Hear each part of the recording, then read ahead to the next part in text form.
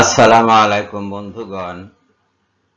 সজল রোশন, আমরা অনেক আগে থেকেই বলে আসছি যে সজল রোশন বেদাতি। উনি যে বেদাতি সে কথা ওনার নিজের মুখেই শোনা যাবে, একটু ভিন্নভাবে। এখানে ওনার এই ভিডিওতে উনি পোশাকের বা লেবাসের গুরুত্ব নিয়ে কথা বলতে গিয়ে এমন সব কথাবার্তা বলেছেন যাতে স্পষ্টত প্রমাণিত হয় যে উনি একজন বেদাতি। এখানে দেখুন, বলছে হাজারো রহস্যের সমাধান। ইসলামে কি কোনো রহস্য আছে? এটা কি কোনো রহস্য গল্প? তা তো নয়। এটা তো আরব্য উপন্যাসের কাহিনী নয়, গল্প নয়, দৈত্যের কাহিনী নয়, কোনো গুপ্তধনের কাহিনী নয়। ইসলাম সবকিছু সহজ এবং সাদামাটা, সবার সামনে প্রকাশিত। এখানে রহস্য পেলে কোথায় সজল? কোনো রহস্য নাই। আর লেবাসের গুরুত্ব কতখানি এটা মাপার দায়িত্ব তাকে কে দিয়েছে? তাকে কেউ দিয়েছে এই দায়িত্ব? কেউ তো দেয়নি। 1400-1500 বছর ধরে যে ব্যবস্থা চলে আসছে সেই ব্যবস্থার বিচার বিশ্লেষণ করার দায়িত্বটা নিজের কাঁধে সজল তুলে নিচ্ছে কেন? একটা কথা মনে রাখতে হবে, বেদাত কি? বেদাত হইল প্রচলিত ধর্মের মধ্যে যখন অপ্রচলিত কোনো কিছু ইনসার্ট বা ঢুকিয়ে দেয়া হয় তখন সেটাকে বলা হয় বিদআত। সেই নতুন জিনিসটাকে বলা হয় বিদআত। তো নতুন কোনো আবিষ্কার ইসলাম ধর্মে গ্রহণযোগ্য নয়, এটা বেদাত। এই বেদাতের কাজটি সজল রোশন করে বেড়াচ্ছে এবং তার সহযোগী যারা, তারা এই বেদাতকে মেনে নিয়ে ইসলামকেই বাতিল করে দিয়ে নতুন এক ধর্মের সৃষ্টি করার চেষ্টা করছে। কিন্তু এই ভিডিওটি দাড়ি, টুপি, টাকটুর উপর প্যান্ট পরা, হিজাব, মেকআপ, এক কথায় ইসলাম ধর্মের পরিচিত পোশাকের বাধ্যবাধকতা সম্পর্কে আপনার ধারণাই বদলে দেবে ইনশাআল্লাহ।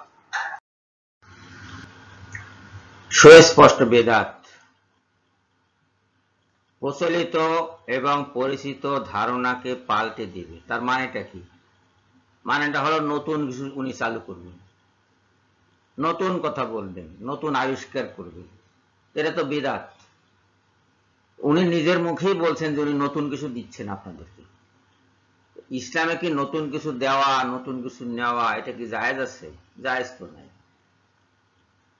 আল্লাহর কোরআন এবং রাসূলের হাদিস 1400 বছর আগে ঠিক হয়ে আছে। ওর বাইরে এক পা দেয়া যাবে না। ওর বাইরে এক পা যে দিবে সে ইসলাম থেকে খারিজ হয়ে যাবে। বাইরে থেকে যে ওখানে একটা বস্তু মেশাবে, একটা ধারণা মেশাবে, সে বেদাতি হয়ে যাবে এবং ওই ধারণাটি বা ওই বস্তুটি বেদাত হিসেবে গণ্য হবে। বেদাতি জাহান্নামী। বেদাতিকে যারা অনুসরণ করে তারাও বেদাতি, অর্থাৎ জাহান্নামী। সজল রোশন জাহান্নামে যাবে কি স্বর্গে যাবে আমি তা জানি না, কিন্তু বেদাতি জাহান্নামী আমি এই কথা বলছি। এটা মনে রাখবেন, এর মাঝে কোনো ভুল নাই। এমন হতে পারে যে সজল রোশন হয়তো কিছুদিন পরে তওবা তিলা করে একেবারে পাক্কা মুসলিম হয়ে আপনার সামনে আবির্ভূত হয়ে অঝরে চোখের জল ঝরিয়ে পাকা দাড়ি ভিজিয়ে দিয়ে বলবে যে আমি এতদিন ভুল করেছি, হে আল্লাহ আমাকে ক্ষমা করুন। আপনারা তার সেই পাকা দাড়ির উপরে চোখের জলের ফোঁটা দেখে হয়তো ভুলে যাবেন, আল্লাহ হয়তো ক্ষমা করে দিবেন এবং উনি হয়তো বেহেশতে চলে যাবেন। সেই কারণে আমি ওনাকে জাহান্নামী বলছি না, কিন্তু বেদাতি জাহান্নামী। আর সজল রোশন যেটা করছে সেটা বেদাত।